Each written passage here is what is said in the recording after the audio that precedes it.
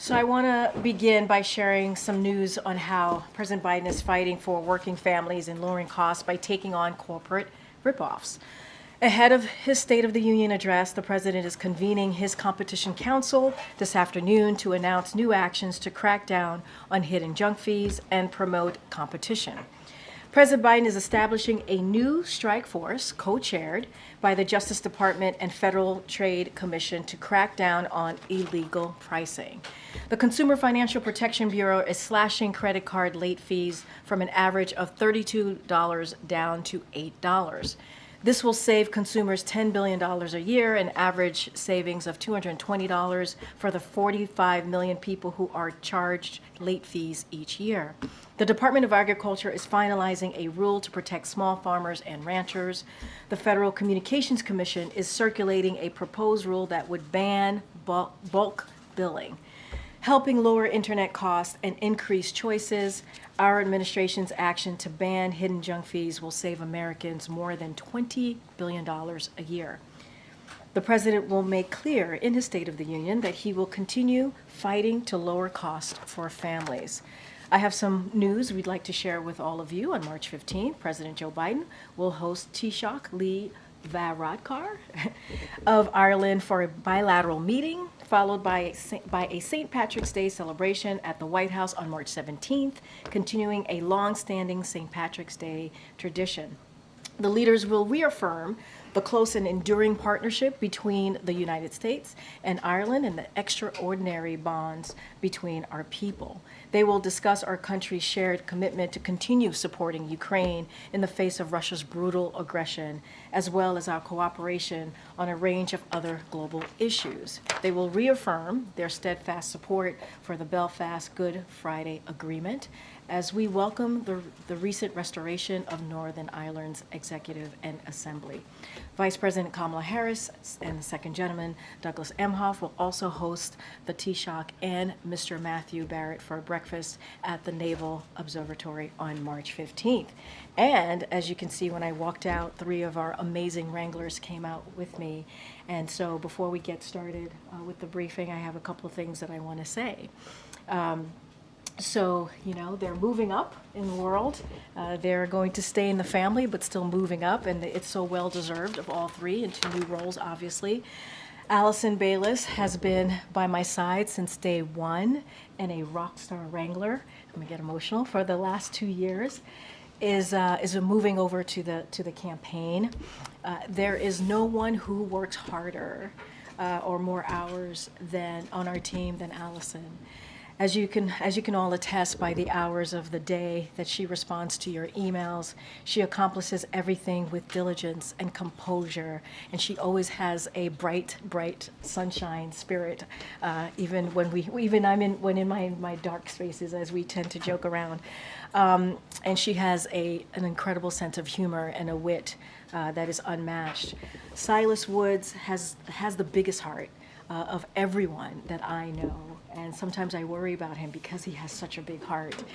And every single day I see him go above and beyond to coordinate movements, get you all what you need, and make accommodations for everyone as he can.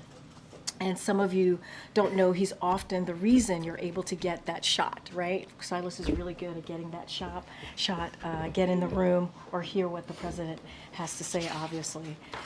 There isn't a single person here who doesn't have a kind word to say about Silas, and there's no better teammate, which is why the second gentleman is stealing him from us. He came from OVP, so now he's going back essentially to that world. The press team won't be the same without Silas, but we're glad we'll still get to work with him every day. I'm going to miss you very much, Silas. Literally the biggest heart of anyone that I know. And finally, Davis Conger came to us from the State Department, having traveled the world with Secretary Blinken. He's brought skill and professionalism to our team, and he's someone you always know you can rely on. Every day he has brought competence, kindness, and coolness under pressure to his job. He's always so even keel and cool, which is why Annie Tomasini has hired him as an advisor in the Office of the Deputy Chief of Staff. Three incredible new roles for three incredible young people. We're extraordinarily proud of all of you, the work you've done and the work you will now continue to do at a higher level, obviously on behalf of this president. And so I am super proud of you. You guys are like my kids who are flying off. So I'm glad you will still be part of the broader team, obviously, and I'm really sad to see all of you go, but I am so personally proud of all of you. And now they're gonna get up and they're gonna walk out because there's so much work to do, as you know, as wranglers. But thank you guys, love you all. Thank you.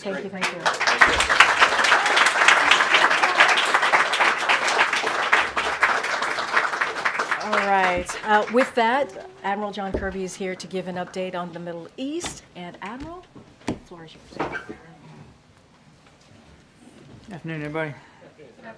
This morning, I think you all are tracking, the Department of Defense conducted another airdrop of humanitarian assistance into Gaza. 3 U.S. C-130s dropped 60 bundles with a total of more than 36,000 meals ready to eat. We were joined in this endeavor by several Jordanian aircraft as well. As President Biden has said, this will be a part of a sustained effort with our international partners to scale up the amount of life-saving aid that we're getting into Gaza. And as I said last week, we're exploring other channels to get aid into Gaza, including a maritime route. To that end, we're looking at both military and commercial options to move assistance by sea. There's still an awful lot of work that's being done on this to flesh it out.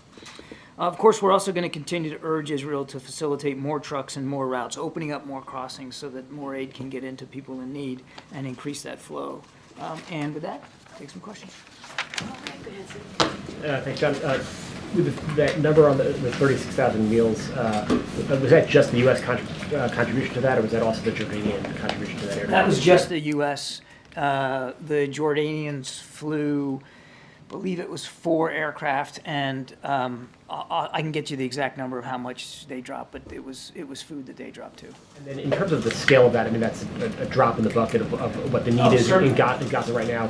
When you talk about the maritime corridor planning as well, I mean, this war's been going on for 5 months now. Yeah. Why isn't the U.S. and its allies further along in the planning stages for a maritime corridor or other operations like an airdrop with more equipment, more resources, more personnel on standby? Should from the moment the president gave the go-ahead, I mean, shouldn't there have been more contingency planning to get more aid in much faster? We've been working on the humanitarian assistance front since the beginning, as you said, many months ago. And quite frankly, the best and most efficient way to get aid in to people in a confined space like that in a very urban environment is on the ground. I mean, yes, you can move more volume in ships, whether they're military or commercial ships, but eventually that stuff has to get ashore, then has to get loaded onto vehicles and then trucked in, right? So the trucks are the best way to do that, and that's why we've been working so hard to try to increase the flow. And during the week-long pause that we had before, we were able to get it up to 200 trucks a day.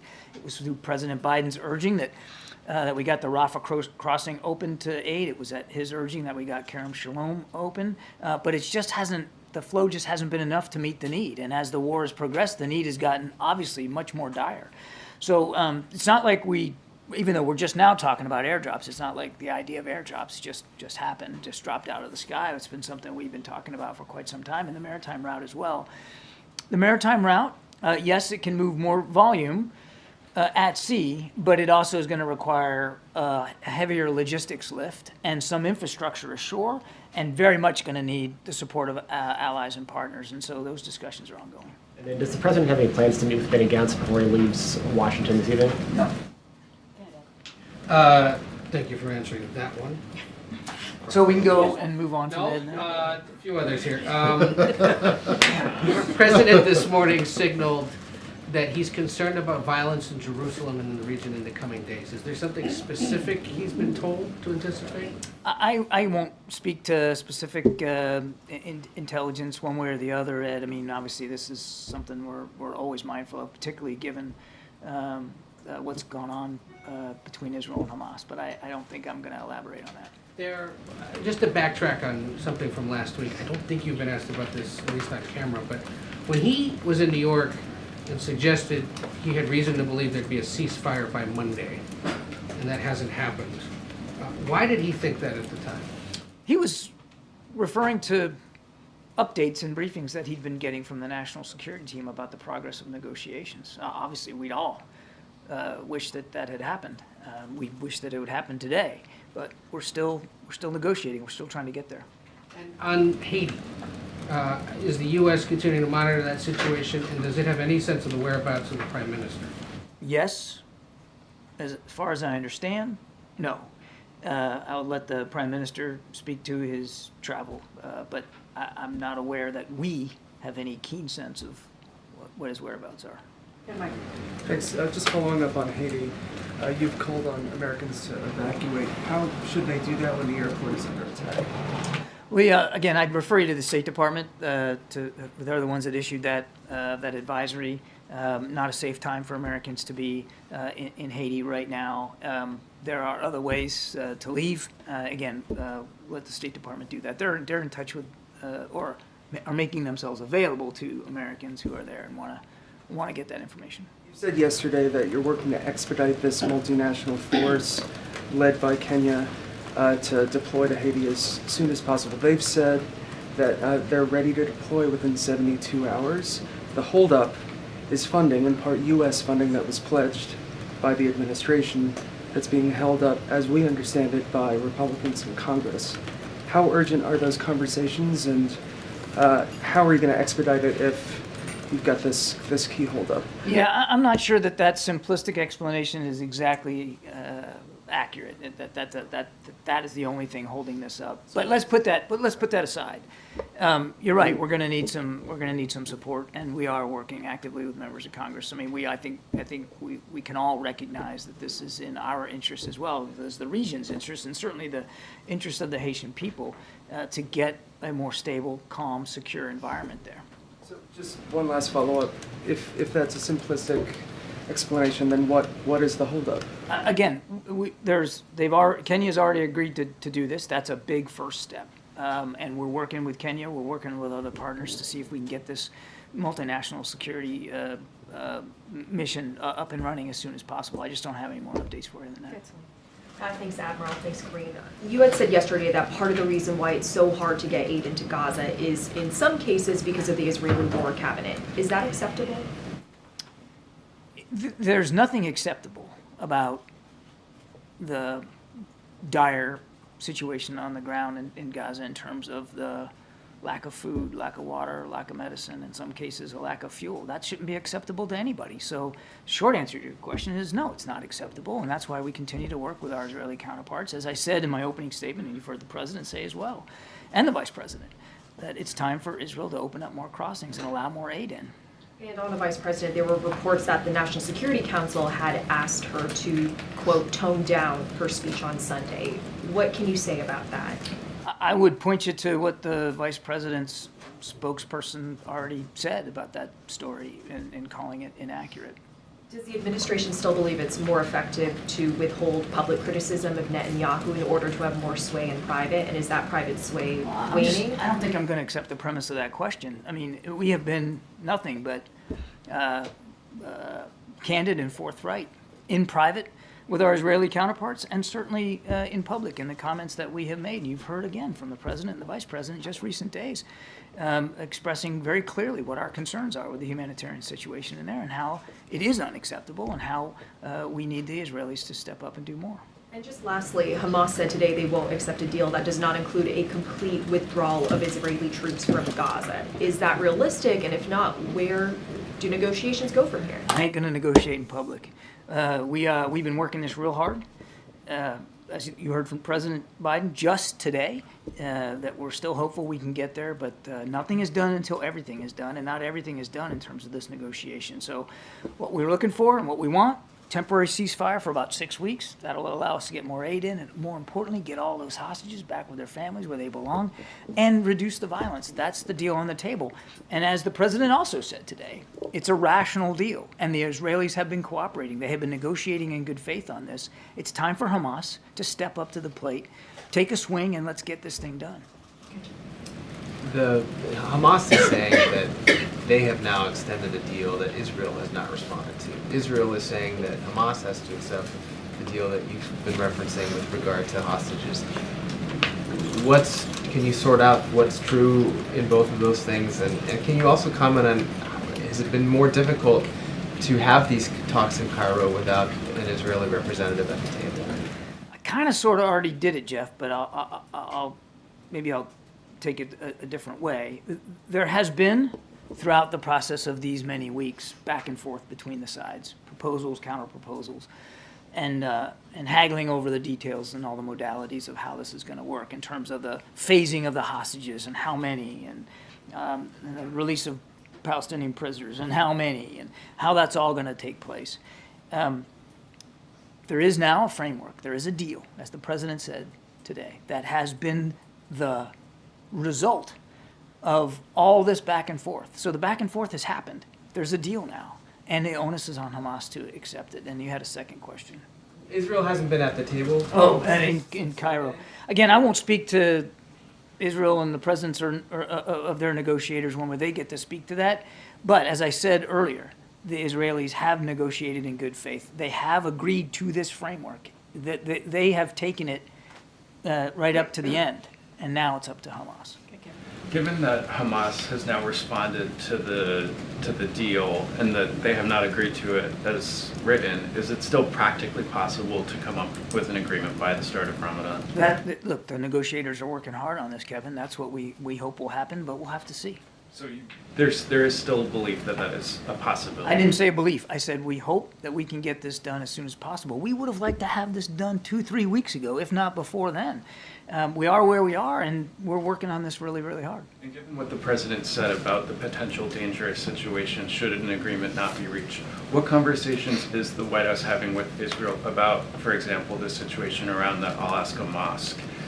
What are sort of the conversations in advance to try and curb some of the violence that the president... I don't think the Israelis need to be reminded by the United States that they live in a tough neighborhood.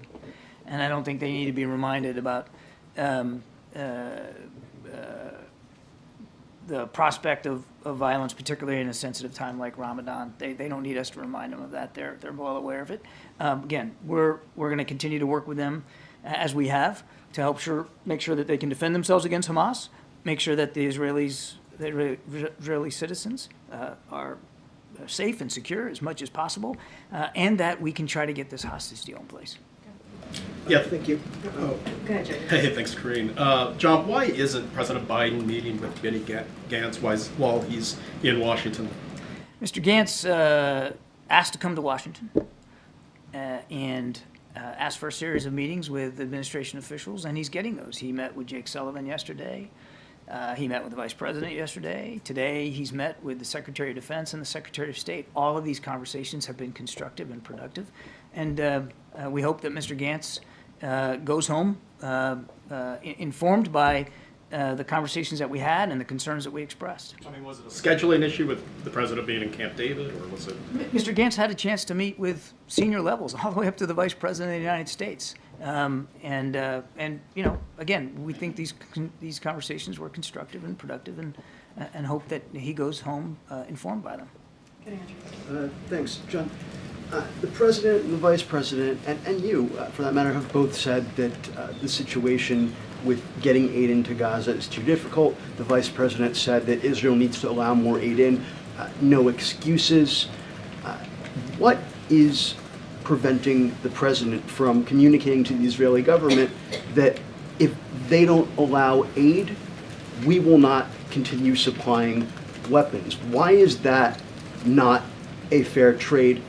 No aid, no bombs. Because the president still believes that it's important for Israel to have what it needs to defend itself against a still viable Hamas threat. Maybe some people have forgotten what happened on the 7th of October, but President Biden has not. How does keeping aid out of Gaza contribute to Israel's right to defend itself? Keeping aid out of Gaza is not the right thing for any purpose. It's not about... It's just not acceptable on the face of it, as I told Selena. And that's why we're working more than any other country, by the way, to increase the flow. I mean, it is U.S. aircraft that are dropping this food out of the sky in the last couple of days. Yes, but you keep saying, and you said yesterday, the holdup, that the problem is the lack of capacity being delivered on the ground. And that's the Israelis and to some extent the Egyptians, but mostly the Israelis. How is that? And you said it's not acceptable earlier. But you're looking at this as a zero-sum game. Like, yes, you are, sir. It's, well, if they're not doing what you want, then cut off the aid so they can't defend themselves. That's not the way we're going to do this. It's not the way we have done this. They have a right to defend themselves. They need the wait, let me finish. They need the capabilities to do that. There's aid that's desperately in need. And you know what? We can do that too. We can do both. Both are important, and both are going to be pursued by this administration. I know you don't approve of necessarily the policy choices that we've made, but I have no opinion on the but- policies, I'm just asking questions. but and I'm answering them. We can do both. We can influence our Israeli counterparts to do more, to be more careful, to let more aid in, and we can continue to work to get that aid in ourselves. One more follow-up then. Israel, according to Israeli media, the Israeli Defense Forces and industrial base are ramping up or preparing to ramp up domestic production of weapons that are currently U.S. supplied, including dumb bombs, firearms, that sort of thing, to be commenced next year, 2025. Is the president concerned that this would lower U.S. leverage, and is there a window that's closing during which the U.S. has the leverage and influence to get the Israeli government to do certain things with respect to human rights, for instance, allowing more aid into Gaza? The president's concerned, as I said, about Israel being able to defend itself against a still viable threat. We'll let the Israelis speak to their defense industrial base plans and intentions. They're a sovereign country. They get to make those decisions, and we respect that. They're also a key ally and a partner, and we respect that alliance and that partnership as well. The other thing that's keeping the president up at night is the humanitarian assistance and the humanitarian situation on the ground in Gaza, and that's why he has ordered these airdrops. That's why we continue to urge very, very stridently the Israelis to open up more crossings on the ground to supplement the aid that's already getting in and to try to improve what's not getting in. And that's why, as I said in my opening statement, the president also has the team looking at maritime options. Thank you so much. I want to ask you about some remarks the French President Emmanuel Macron made today. So he urged Ukraine's allies not to be cowards, and he also added that Not to be what? Cowards. Sorry, my accent. And he added that he fully stood behind those controversial remarks he made last week about sending troops to Ukraine. So what do you make of this rhetoric? Do you think the time has come for stronger language on Ukraine, or is this not helpful? I'm not going to parse President Macron's words. I mean, he certainly has every right and ability to speak for himself and his views. All I can do is speak for President Biden, Commander-in-Chief, and the President has been clear. We have been extraordinarily strong in leading international efforts to support Ukraine for the last 2 years. We need Congress to help right now pass that supplemental so we can continue that strong leadership and support a coalition of more than 50 nations that the United States put together to support Ukraine. He's also been very clear since the very beginning of this war. There's not going to be U.S. troops on the ground fighting inside Ukraine. And you know what? President Zelensky isn't asking for that.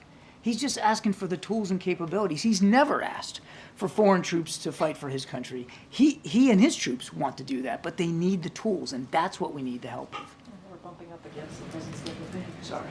Thank you, Karine. I have questions on the Indonesian election, but just to finish up on Gaza, is the Gantz meeting with the VP and also with Jake a signal that the administration is looking forward to a future Israeli government without Netanyahu? No.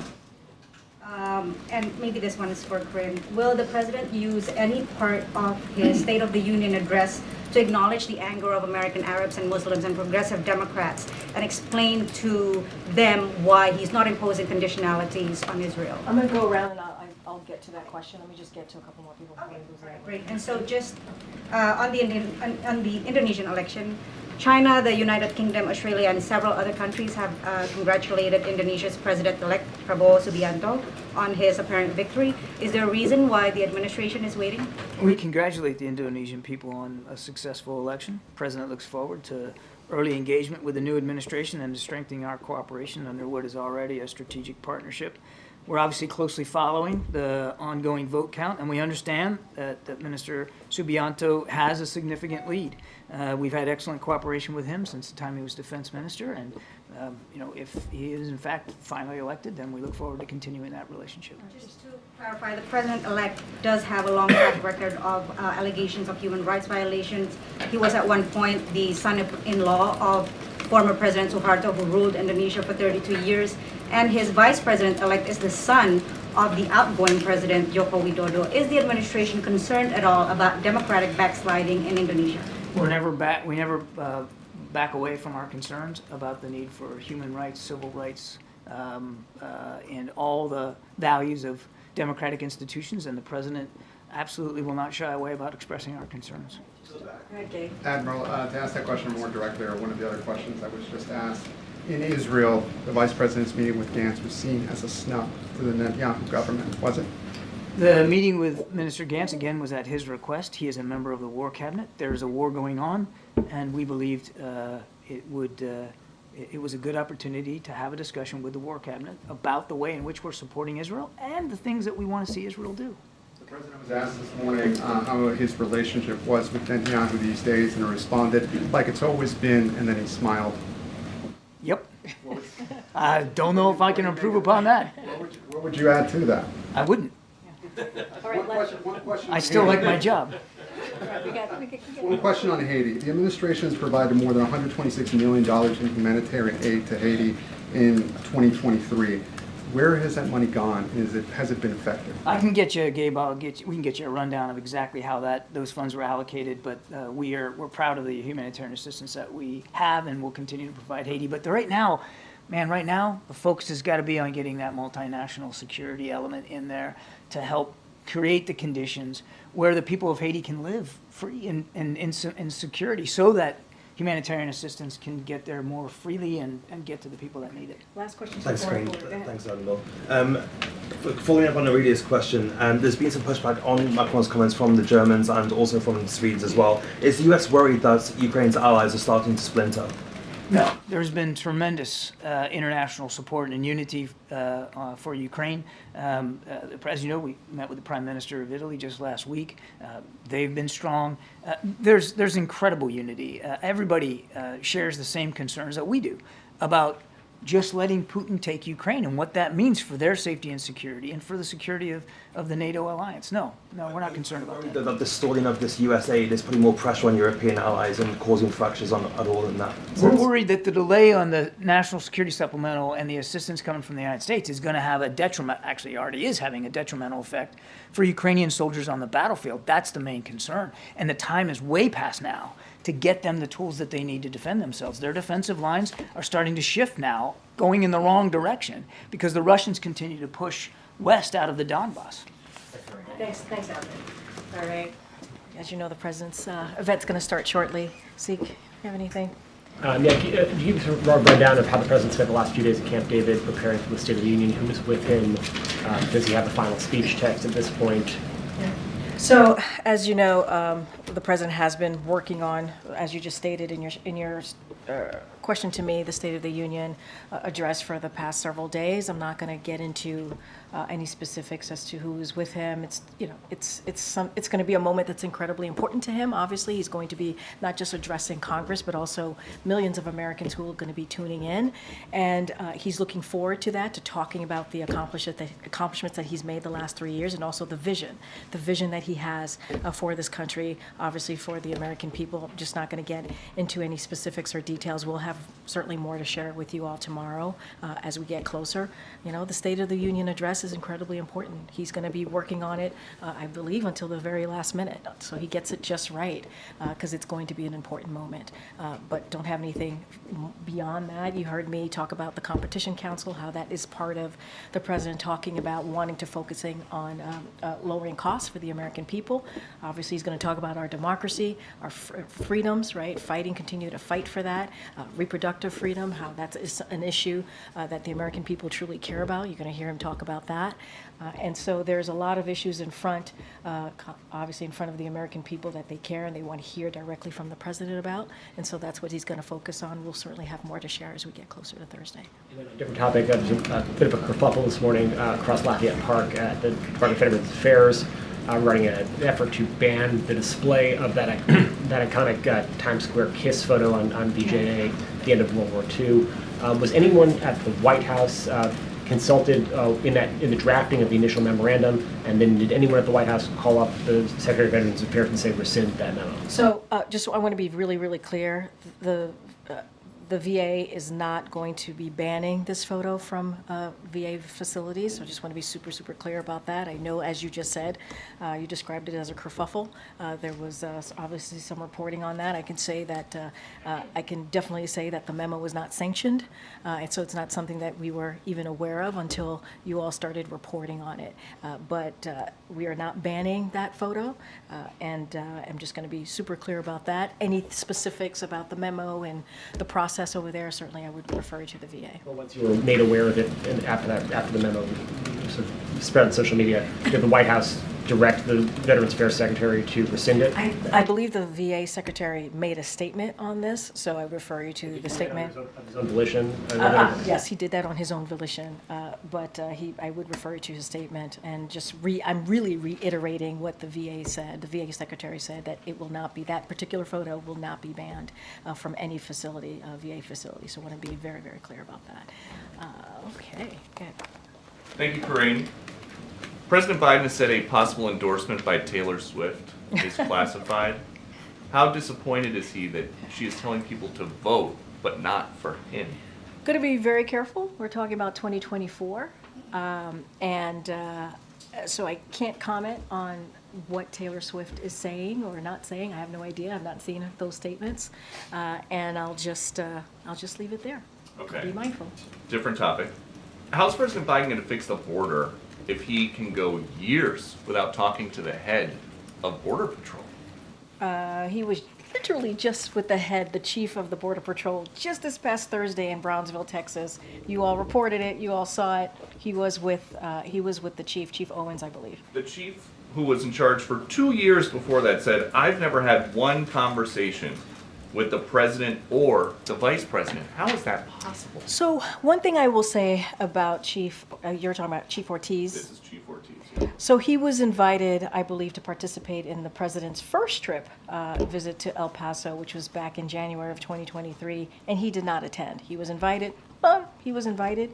He did not attend. What I can say is that you saw the president with the present chief, which I think is important because we are dealing with challenges at the border, because the president has make that a priority, worked with the Senate in a bipartisan way to come up with a way to move forward on the border on immigration. Republicans rejected it because of what the former president, Donald Trump, told them to do. Told them to reject that proposal. So the president is going to continue to be steadfast, focus on an issue that majority of the American people care about, which is the border. Let's not forget, if that policy had went into law, it would have been the toughest and the fairest bipartisan border security agreement in decades. And last one, Yeah. Will President Biden publicly address Laken Riley's murder, allegedly at the hands of an illegal immigrant who was released by law enforcement multiple times on Thursday night? I know he's got a statement, but what about at the State of the Union? Look, I do want, this is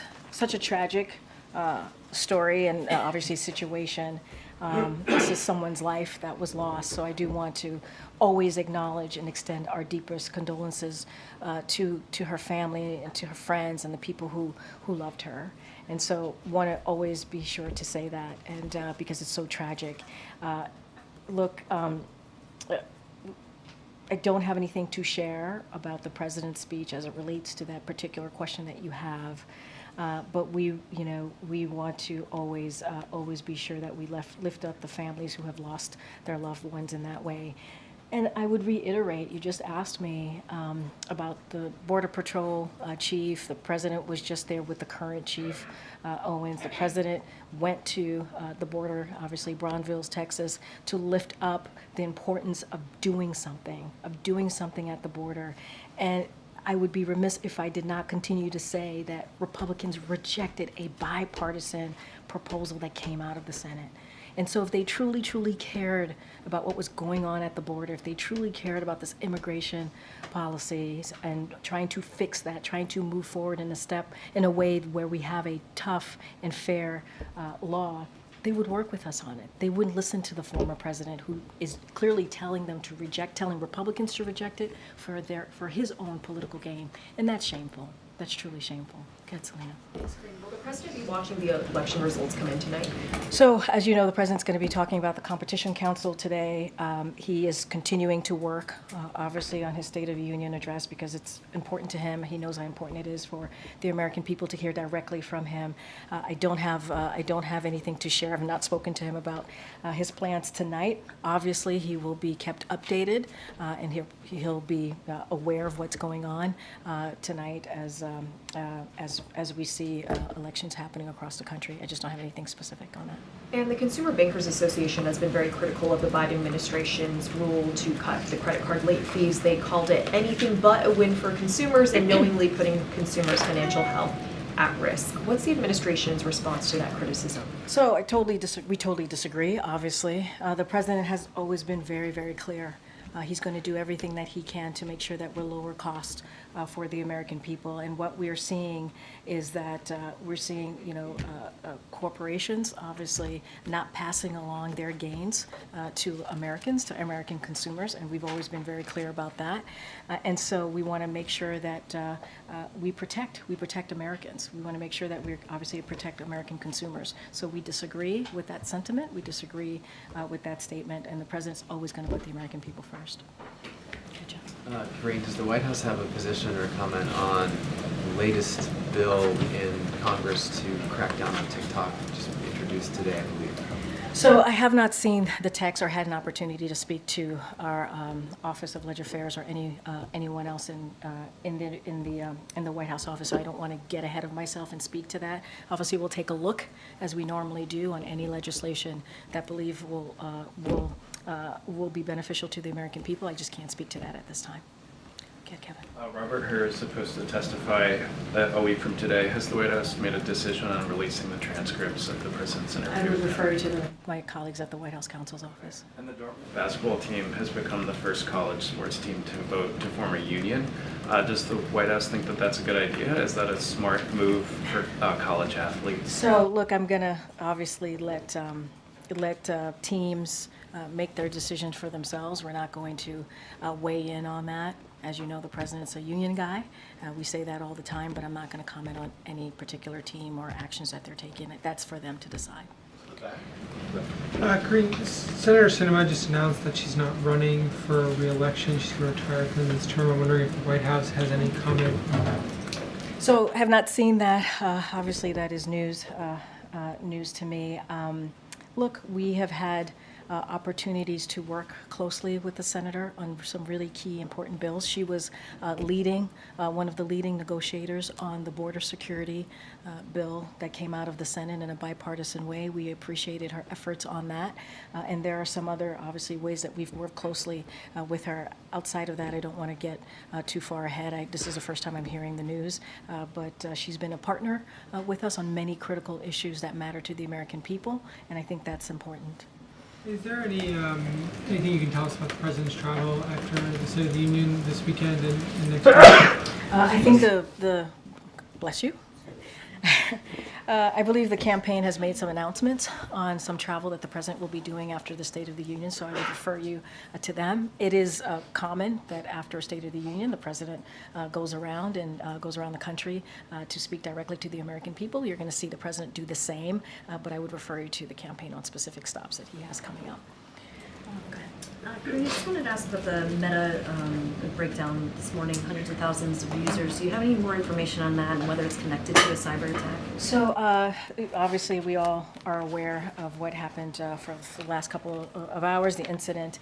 And so So don't have anything at this time. We are not aware of any specific malicious cyber activity, so I can say that, or any specific nexus as it relates to today's election. But we would have to refer you to the individual social platforms, obviously, for any more information on that. Quick separate one, on the minibus spending agreement in Congress right now, it would divert about $45 million in fees from the Justice Department's antitrust division. So I'm just wondering, given the administration's take on antitrust, is this a concern that that money would be going away? So look, as it relates more broadly, well, I'll say this. The president obviously strongly supports funding for antitrust enforcement, which is critical to promoting competition and lowering costs for consumers. This is a bit more complicated, so I just want to break this down a little bit. The antitrust funding proposed in the funding bill is a 4% increase over the last year and a 26% increase since 2021. Because of the Fiscal Responsibility Act, every agency is subject to budget caps, so preventing us from fully funding programs the way we want to. These full year bills represent a compromise. Obviously, this is what has come together with these 6 different bills. So no one got everything they wanted, obviously. That's what a compromise is. But they fund the government, prevent a damaging shutdown, and protect our progress. And that's what happens when you come forward with a compromise, a bipartisan compromise. Okay. Is President aware or have any concern about the number of Super Tuesday states that have campaigns for uncommitted votes, ceasefire write-ins, essentially a vote against the president because of his stance on the war in Gaza? So look, I'm going to be super mindful. These are obviously people are voting right now, and I cannot speak to any upcoming election or as voting is happening. So I'm going to be super careful about that.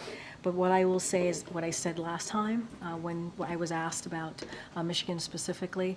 The president thinks it's important for Americans to voice their opinions, to have their voices heard. He thinks that's incredibly important. We understand how painful this moment is for many Americans, for many communities. Obviously, the Arab the Arab community, the Muslim community, more specifically, and so we get that.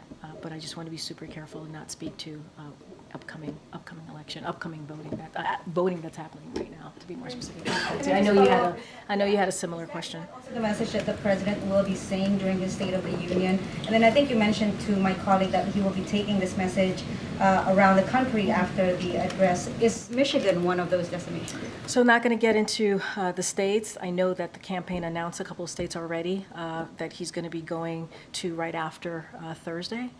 So you could expect the president to be visiting multiple states across the country the next, obviously, couple of months. I'm not going to get into that. I would refer you to the campaign specifically on the most upcoming states, the announcements that they've made.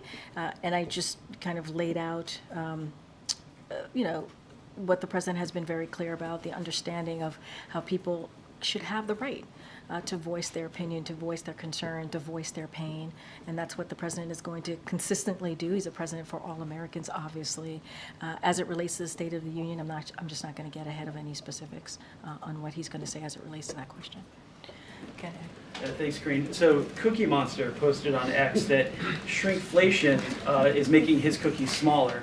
The White House official Twitter or X responded that blaming shrinkflation basically on companies. So does the president again believe that shrinkflation and inflation are solely a company problem, or do his policies play any role in that? So also for my tweet, I believe we said C is for consumers getting ripped off, right? And the president has called on companies to stop taking advantage of Americans. He's been very clear about that. He's repeatedly called on large corporations, more specifically, to pass along their savings onto their customers. We've said that. We've been very consistent about that. And that includes ripoffs, such as shrinkflation. We see that. And where the size of a product, for those who don't know, gets smaller even as the price stays the same or increases. That's what we've been seeing. And so it's giving families less bang for their buck. And the president has said, and I'll quote him, the president said, Americans are tired of being played for suckers.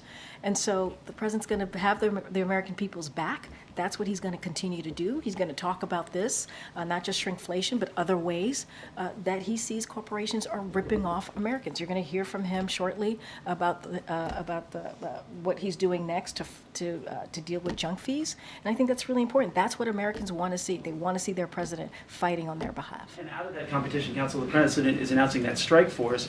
Why did it take the Cookie Monster to speak up or an election year for this strike force to go? Why not do it a couple of years ago when inflation was 9%? I disagree with the premise of your question there. It did not take the Cookie Monster. If anything, it feels like the Cookie Monster is responding to us and what we've been saying about shrinkflation. I can't believe I'm having a conversation about the Cookie Monster at the podium, but that's a good one. I'm glad you're awake. I'm glad you woke up for me. I know you were nodding off in the back earlier, but why did it take so long to announce a strike force I mean, when look, inflation was here's 9%? here's the thing. The President's Competition Council has been going on for some time now, right? He has taken this very seriously and finding ways to lower costs for the American people as we are obviously dealing with inflation, right? Obviously dealing with that because of what we are coming out of with the pandemic. So the president has taken actions. He's going to continue to do that. I would say the strike force is just another way along of many other announcements that this president has made in dealing with large corporations ripping off Americans, right? And dealing with how do we get rid of junk fees. And so that's what you're going to hear from the president. So to say that, now all of a sudden he cares about this is not true. It is a false premise. It's a false question because the president has been dealing with this for some time now. And now he's making a new announcement on the strike force, and I think it's important. And so you'll hear more from him momentarily. One more, if I may. The president, I noticed, had note cards at the border when he was doing his briefing there. He also had note cards last Friday with the Italian Prime Minister. Why does the president rely so heavily on note cards? You're upset because the president has note cards? You're asking me a question about the president having note cards? I'm asking why the president who has had probably one of the most successful first 3 years of an administration than any modern day president. He's done more in the first 3 years than most presidents who had 2 terms. You're asking me about note cards? Wait, I'm not speaking to you right now, James. I'm talking to your friend over here, Ed. So thank you so much. But thank you so much for interjecting. Go ahead, Ed. I was just asking why he relies so heavily on note cards. I think what's important here and what the American people care about is how this president is delivering for them, and that's what he's doing, and that's what's the most important thing here. All right, I'm going to take. Did I call on you already? You did. Okay, wait, no, I can't do that. Go ahead, Karen. No. Go ahead, Karen.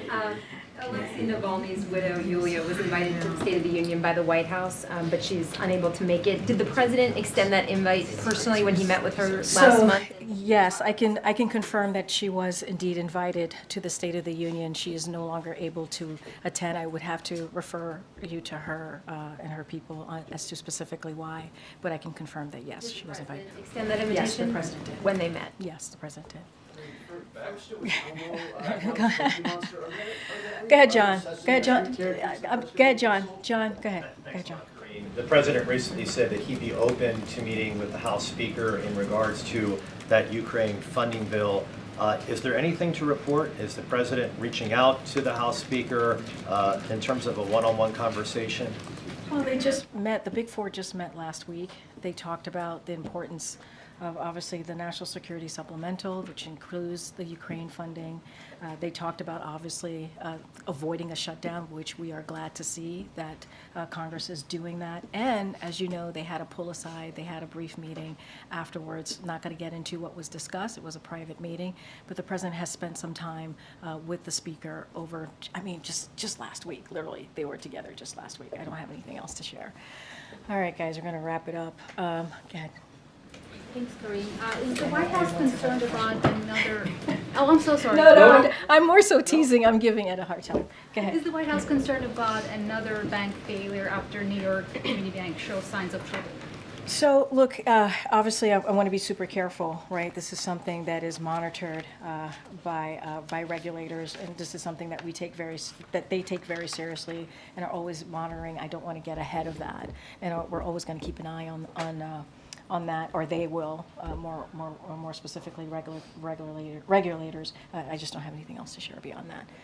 All right. In the vein of that question about Yes, the speaker, yes, one sir. of mine was, he did last week extend a bipartisan olive branch to the former president to work with him on border security. Beyond saying that rhetorically, has there been any other attempt to reach him to talk about possibly working together? Have you heard from the Trump camp about it? Well, as it relates to the Trump camp or campaign, that's something that I would refer you to the campaign on. Look, the president has been very clear, and I think you've seen it in his action. The fact that we worked with Republicans to try and get to a border security proposal, we did that because we believe it needed to be dealt with in a bipartisan way. And I would add that when we are able to work in a bipartisan way on behalf of the American people, we get things done, right? We see that with the Chips and Science Act. We saw that with the gun violence legislation, right? Anti-gun violence legislation. You saw that with the infrastructure legislation. Remember last time around, during the last 4 years of the last administration, it was a punchline. Infrastructure, week was a Beyond punchline. saying last week there's been no active attempt to get the former I president. don't have, I am saying to you, I don't have anything to read out, but I do want to say, when we work in a bipartisan way, we are able to get things done for the American people. We just are. And we see that. We see that with historic pieces of legislation that will change the lives of Americans for generations, which are incredibly important. Issues that majority of Americans care about. And I think that's important. I don't have anything to read out on any outreach. I would certainly refer you to the campaign on anything specific as it relates to the Donald Trump campaign. All right, guys, I'll see you tomorrow. Thanks, everybody.